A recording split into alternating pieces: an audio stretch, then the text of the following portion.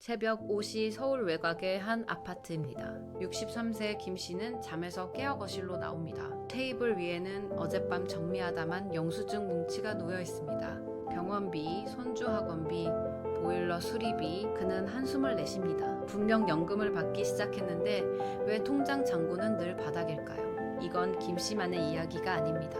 대한민국 수백만 은퇴자들이 지금 이 순간에도 같은 고민을 하고 있습니다. 오늘은 연금을 받아도 왜 돈이 모자라는지, 그리고 60대, 70대, 80대 각 연령별로 어떤 지출이 어떻게 변하는지를 낱낱이 파헤쳐 보겠습니다. 이 영상을 끝까지 보시면 지금 당장 무엇을 준비해야 하는지 명확해질 겁니다. 먼저 거시적인 그림부터 보겠습니다. 국민연금 재정이 어떻게 흘러가고 있는지 아시나요? 2024년 기준으로 보험료 수입은 약 60조 7천억 원입니다. 연금급여 지출은 약 45조 1천억 원 수준입니다.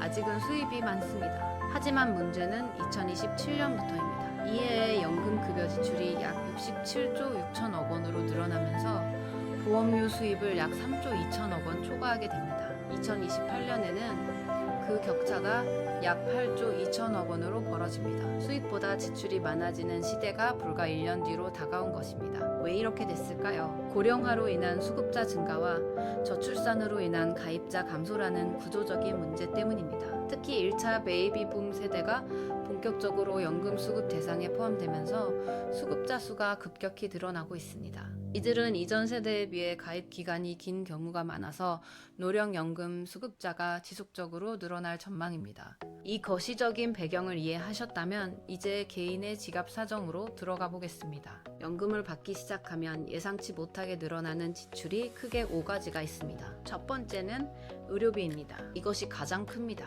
나이가 들면서 자연스럽게 건강관리에 대한 관심이 높아지고 만성질환의 발병률도 증가합니다. 질병치료뿐만 아니라 정기적인 건강검진, 예방접종, 보조기구 구입 등 예상치 못한 의료 관련 비용이 꾸준히 발생합니다. 통계에 따르면 65세 이후에 지출되는 의료비가 전체 평생 의료비의 절반 이상을 차지합니다. 한 번 더 말씀드립니다. 절반 이상입니다. 두 번째는 여가 및 취미 활동입니다. 은퇴 후에는 그동안 일하느라 부족했던 시간을 활용하여 여행, 취미활동, 자기개발 등에 더 많은 시간과 비용을 투자하게 됩니다. 이것 자체는 긍정적인 변화입니다. 하지만 해외여행을 자주 가거나 고가의 취미용품을 구입하고 레저활동에 참여하면 상당한 비용이 발생합니다. 친구나 동호회 회원들과의 정기적인 모임 및 식사 비용도 무시할 수 없습니다. 세 번째는 주거환경 개선 및 유지보수입니다. 은퇴 후에는 현재 거주하는 집에 더 많은 시간을 보내게 되면서 주거환경 개선에 대한 필요성을 느끼게 됩니다. 오래된 집을 리모델링하거나 편의를 위해 가전제품을 교체하거나 정원을 가꾸는 데 투자하는 비용이 발생합니다. 또한 주택의 노후화로 인한 수리 및 유지보수 비용도 예상외로 큽니다. 지붕 누수, 보일러 고장, 단열 보강 같은 예기치 못한 큰 수리 비용이 발생할 수 있습니다. 네 번째는 가족 부양 및 지원입니다.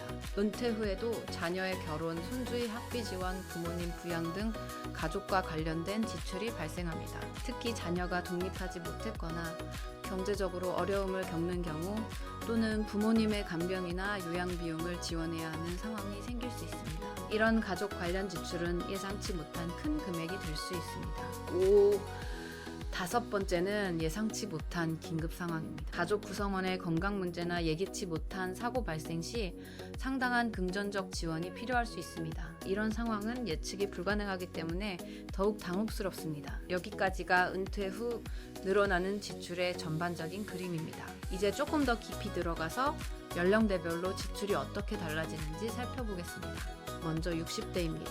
이 시기는 흔히 액티브 시니어라고 불리는 시기입니다. 아직 건강하고 활력이 넘칩니다.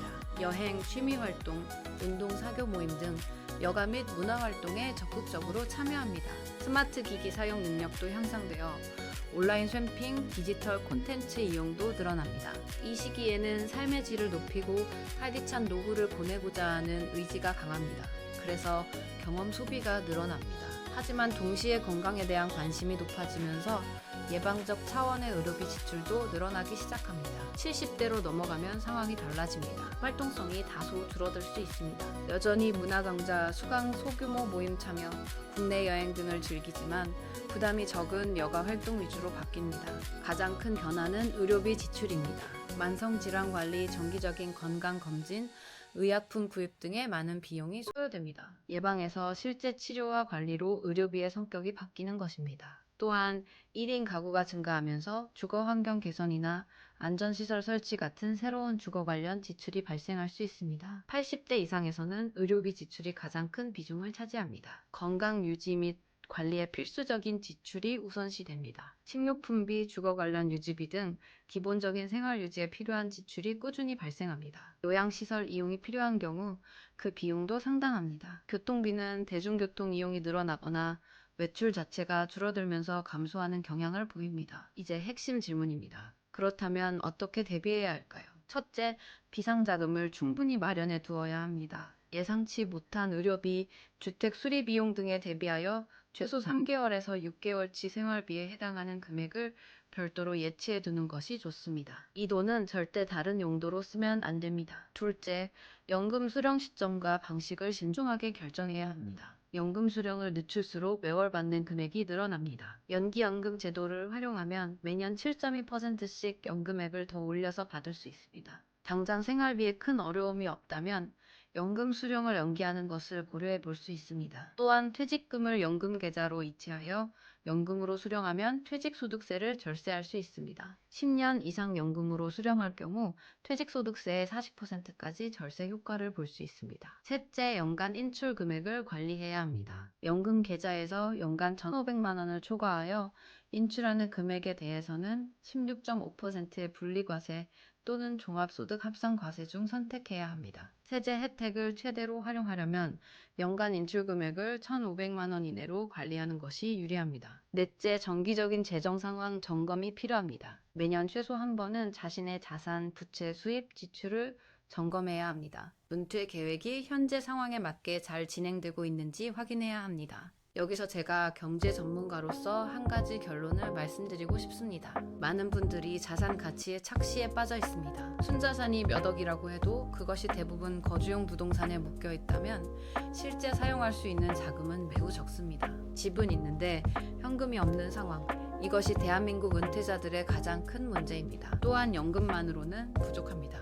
국민연금, 퇴직연금, 개인연금을 모두 합쳐도 은퇴 후 예상치 못한 지출을 감당하기 어려운 경우가 많습니다. 특히 의료비는 예측이 불가능합니다. 건강할 때는 괜찮지만 한번 큰 병이 오면 수천만 원이 순식간에 사라질 수 있습니다. 그래서 제가 드리는 조언은 이것입니다. 평생 현역으로 사는 것을 목표로 삼으십시오. 자신의 가치를 꾸준히 높여 평생 직업을 만드는 것, 이것이 가장 확실한 노후 대비입니다. 파트타임 근무, 프리랜서 활동, 소규모 창업 등 다양한 방법이 있습니다. 자신의 경험과 전문성을 활용할 수 있는 분야에서 활동하는 것이 좋습니다. 마지막으로 25배 룰이라는 것이 있습니다. 은퇴 후 연간 생활비의 25배에 해당하는 자산을 모으면 은퇴가 가능하다는 원칙입니다. 예를 들어 연간 생활비가 4천만 원이라면 10억 원의 자산이 필요합니다. 하지만 오늘 말씀드린 예상치 못한 지출들을 고려하면 이 기준도 넉넉하지 않을 수 있습니다.